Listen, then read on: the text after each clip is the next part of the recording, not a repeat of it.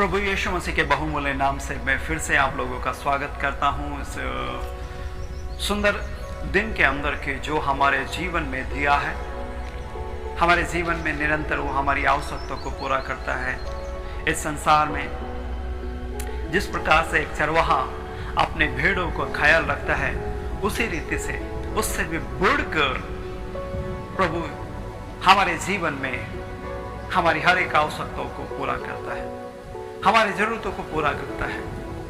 सच में वो कितना महान परमेश्वर है। वो सारी बातों को जानता है। हमारे जीवन में जो भी घटी है या क्या आवश्यकता है, वो सारी बातों को हम जानते हैं। इसलिए मैं परमेश्वर का धन्यवाद करता हूं। और आज इस समय में परमेश्वर ने हमें मनन करने के लिए एक वचन दिया है।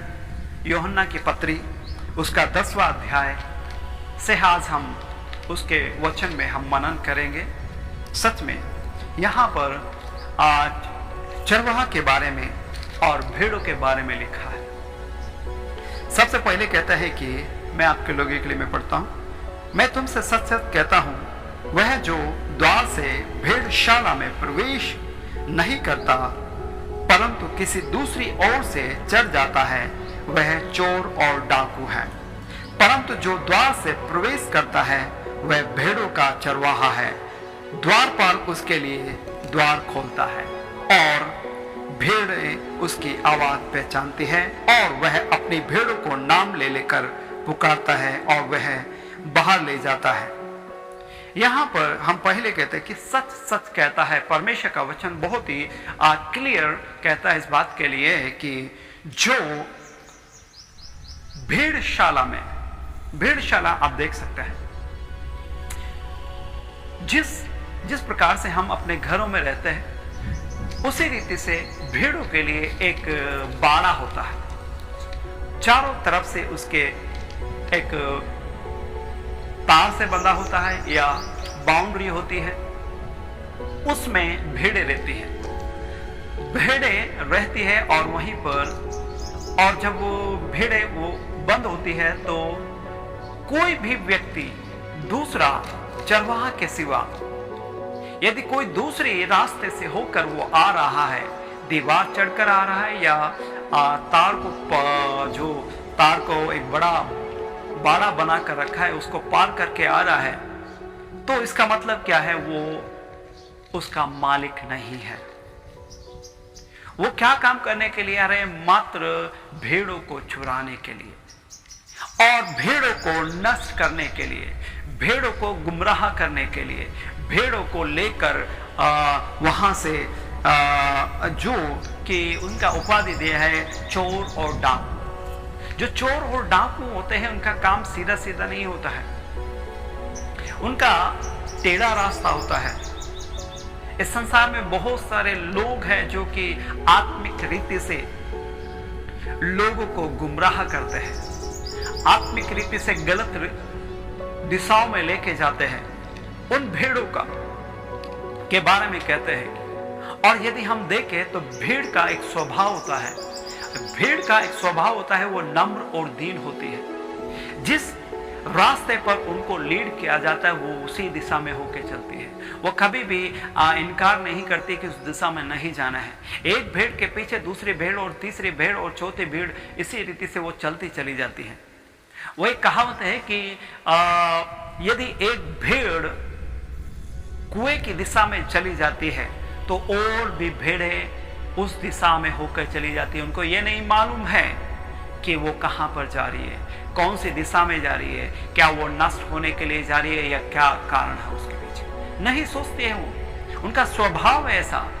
लेकिन कारण और दायित्व किसका है? चरवाहा का।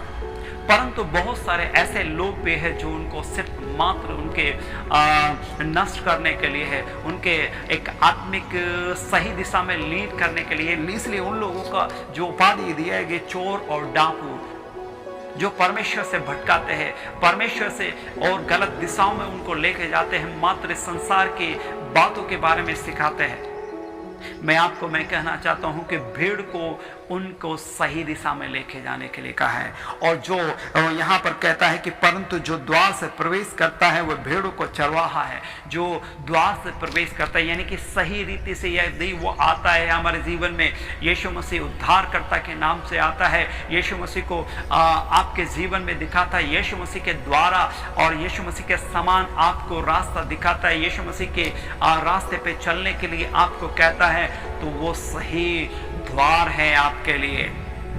बाकी संसार में जो चल रहा है, बहुत सारे बाबा, बहुत सारे लोग हैं जो आत्मिक रीति से आपको बताने के लिए कोशिश करते हैं और आपको भटकाने की कोशिश करते हैं कि संसार में शांति मिलना है और ये करना है, आपको प्रोग्रेस चाहिए, ये करना है। बहुत सारे रास्तों पे आपको भटकाने के लिए है और वो आपको बताएंगे ऐसा करने से आपको ये मिल जाएगा, वैसा करने से आपको ये मिल जाएगा। बहुत सारे जो दिशाओं को भटकाने का काम करते हैं। मेरे प्रिय भाइयों बहनों, आपको भीड़ को और चरवाहा की पहचान भी होनी चाहिए कि जो यीशु मसीह से दूर आपको लेके जाए, जो गलत रास्ते पे आपको लेके जाए, वो यीशु मसीह की ओर से नहीं, जो सही दिशा की ओर से नहीं, वो द्वार से प्रवेश नहीं कर रहा है, परंतु कहीं और आपको वो लीड कर रहा है।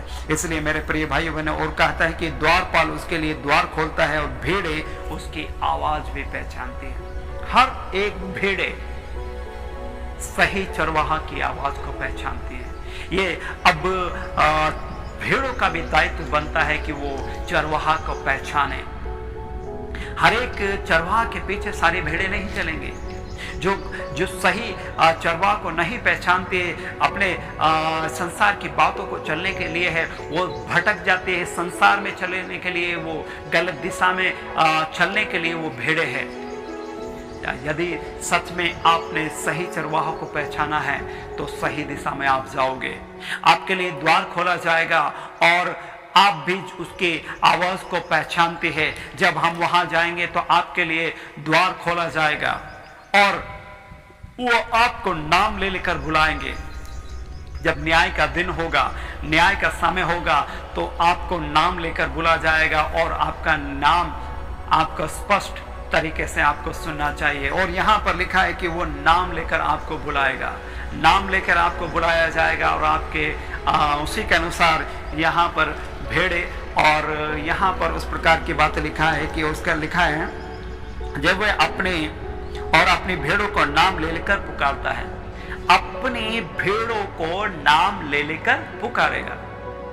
और जो नाम नहीं जानते, नाम तो उनका भी जानते हैं और दूसरे को भी भेड़ों को जानता है वो, परंतु हमें जिन्होंने उद्धार पाया है, जिन्होंने परमेश्वर को जाना है, उनका नाम उसके हथेली पर लिखा है। आपका चित्र उसके हथेली पर लिखा हुआ है। आपको नाम ले लेकर बुलाएगा। आपका जो नाम है वो आपको नाम लेकर, क्योंकि वो आपसे बहुत प्रेम करता है। अपनी भेड़ों के लिए वो क्या करता है? अपनी भेड़ों के लिए हमेशा तैयार रहता है। अपनी भेड़ों के लिए वो हमेशा निरंतर मरने के लिए भी तैयार है। तो वो कहता है कि यदि कोई समस्या आए तो वो क्या करेगा? आपके लिए जान देने के लिए भी तैयार है। जब वो आपको बुलाता है, वो चरवाहा क्या करेगा? आपके आगे आगे आपकी अगुवाई करेगा। आपको गड्ढे में डालने के लिए नहीं है, आपको गलत रास्ते में भेजने के लिए नहीं है, परंतु वो कहते हैं कि सबसे पहले वो खड़ा होगा। सबसे पहले चरवाहा खड़ा होगा, फिर उसके पीछे पीछे भेड़ें होंगी। वो आगे आगे चलेगा। वो कहते हैं कि बाहर निकाल लेता है और उनके आगे आगे चलता है और भेड़ उसके पीछे पीछे हो लेती है, उसी के पीछे पीछे होना है। और कहता है कि क्योंकि वह उसकी आवाज पहचानती है और वो किसी दूसरे के पीछे कभी नहीं चलेंगे, परंतु उससे भागेगी, क्योंकि वह दूसरे की आवाज नहीं पहचानती है। वो दूसरे की आवाज नहीं पहचानना। हमें दूसरी आवाजें बहुत सारी होंगी, संसार के बहुत सारे लोग होंगे जो भटकाने के लिए है, परंतु सही चरवाहा की पहचान आपको होनी चाहिए। इस वचन के द्वारा जो परमेश्वर के पीछे आपको चलाए, जो परमेश्वर के पीछे आपको चला है, वही एक सच्चा परमेश्वर का चरवाहा है। इसलिए कहता है कि वो, लेकिन हमारा भी दायित्व बनता है कि हम उसके भेड़ होने के खातिर हमें पहचानना है, सही आवाज को हम पहचानना है, सही नाम को हम पहचानना है, सही वचन को हमें पहचानना है। जो आज संसार में चल रहा है वैसा नहीं, परंतु इस वचन के अनुसार जो खुदा का कलाम दिया है, जो परमेश्वर का कलाम दिया है, उसको हमें पहचानना है हमारे जीवन में। हमें चरवाहा की हम पहचान होकर हम इस वचन के अनुसार हमारे जीवन को चलाना चाहिए। हम पहचान और कहा है कि परंतु वह नहीं समझे कि ये बात है, और यहाँ तक कि हमें समझना है, हमें समझना नहीं बल्कि उसको हमारे जीवन में धारण भी कर लेना है। इस वचन को सही चरवाहा कौन सा है और उसके बाड़े में वो हमें सुरक्षित रखेगा, उसके पंखों में हमें सुरक्षित रखेगा, हमें सारी बातों से वो सुरक्षित रखेगा, हर एक खतरे से वो हमें बचाएगा, क्योंकि वो मेरा चरवाहा है। जब हमें आत्मिक रीति से घटी हो, हमें किसी और के पीछे भागने की आवश्यकता नहीं है, हमारे चरवाहा की। यदि आप ये मत सोचो कि यहाँ पर घटी हो गई है, आज मेरे जीवन में कोई बहुत सारी समस्या आ रही है, क्या वो चरवाहा नहीं जानता है? चरवाहा जानता है, इसलिए वो क्या करेगा, इस स्थान से हटाकर दूसरे स्थान पर आपको लेके जाएगा और एक नया स्थान देगा, एक नया अनुग्रह देगा। यदि आपका जॉब चला गया या समस्या आ गई है और यहाँ जिस प्रकार से भेड़ों को कमी आ गई है खाने की, तो वो चरवाहा आपको दूसरे खेत में लेके जाएगा या पहाड़ी पर लेके जाएगा या कहीं पर भी लेके जाएगा, लेकिन लेके जाएगा आपको, क्योंकि आपकी आवश्यकता को वो जानता है। प्रिय भाइयों बहनों, अपना विश्वास अपने चरवाहा पर रखो। अपना चरवाहा यीशु मसीह जो कि सच्चा चरवाहा है, वो आपके लिए जान भी दिया है, आपके लिए उसने कोड़े खाए हैं, आपके लिए हमारे लिए उसने यातना सही है, उसने हमारे जीवन में बहुत सारी बातें किया है। यदि वो नहीं होता आज हम शांति से सो नहीं सकता, हम उस पाप में आज भी पड़े थे, हमारा न्याय होने वाला था, परंतु हमारा परमेश्वर ने वो सारी बातें अपने जीवन में उठा ली। वो हमारा चरवाहा है, किसी बात की कोई घटी ना है हमारे जीवन में। इसलिए मेरे प्रिय भाइयों बहनों, हमारे चरवाहा को हम पहचान के हम उसके पीछे हो ले। आइए मैं आपके लिए दुआ करना चाहता हूँ। जो भेड़े भटकी हुई है उन लोगों के लिए मैं दुआ करना चाहता हूँ। जिन चरवाहों ने उनको भटका दिया है, मैं उन लोगों के लिए मैं प्रार्थना करना चाहता हूँ कि वो सही दिशा में आ जाए और सही चरवाहा के पास आ जाए, जो आपको परमेश्वर आपके जीवन में अनुग्रह देगा। महाजीवितकारी परमेश्वर में फिर से आप लोगों के लिए मैं दुआ करता हूँ। जिन लोगों को भटके हुए हैं, जो सही दिशा में नहीं है, परमेश्वर उनको सही दिशा में लेकर आए और वो यीशु मसीह के पास आ जाए, ताकि उनके जीवन में शांति मिले, उनके जीवन में अनुग्रह मिले, उनके जीवन में सारी आवश्यकता को पूरी हो जाए। वो अपने जीवन की अशांति से हटकर परमेश्वर के पास आ जाए। प्रभु उनके जीवन में, सभी लोगों के जीवन में जिन्होंने समर्पण किया है, अनुग्रह देना, करुणा करना, तेरी दया करना, तेरा प्रेम सर्वदा इनके जीवन में होता रहे। पिता परमेश्वर सर्वदा के ये छोटी सी दुआ यीशु नासरी के नाम से मांगता हूं, सुन और कबूल कर, आमीन। परमेश्वर आपको बहुत ऐसा अनुग्रह करे। और यदि आपकी कोई भी प्रार्थना निवेदन है तो आप इस नंबर पर संपर्क कर सकते हैं और अपना मैसेज भी छोड़ सकते हैं। हम आप लोगों के लिए प्रार्थना करेंगे। परमेश्वर बहुत प्रेम करने वाला है, आपसे भी प्रेम करता है। परमेश्वर अनुग्रह करे, आमीन।